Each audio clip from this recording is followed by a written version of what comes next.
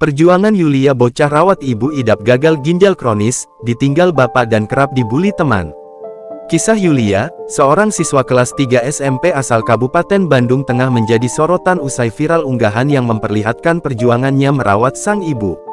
Melansir akun X @mocamat_laki pada Minggu, tanggal 10 Maret tahun 2024, dijelaskan bahwa ibu Yulia divonis gagal ginjal kronis dan membuatnya harus cuci darah.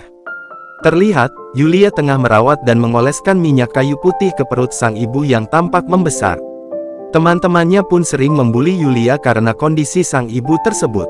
Ia sempat mencoba menghubungi bapaknya, namun sang bapak malah memintanya untuk jangan menghubunginya lagi. Bapak itu justru menyuruh Yulia untuk langsung mencari kerja di pabrik sambil mengurus sang ibu, padahal Yulia sangat ingin melanjutkan pendidikannya. Sehari-hari, Yulia mengorbankan waktu belajarnya dengan berkeliling menjual gorengan untuk mengumpulkan uang demi merawat sang ibu. Ia dibantu oleh neneknya, Nekwati, untuk membuat gorengan tersebut. Kini, kisah Yulia pun telah viral dan diunggah ulang dalam banyak akun di media sosial.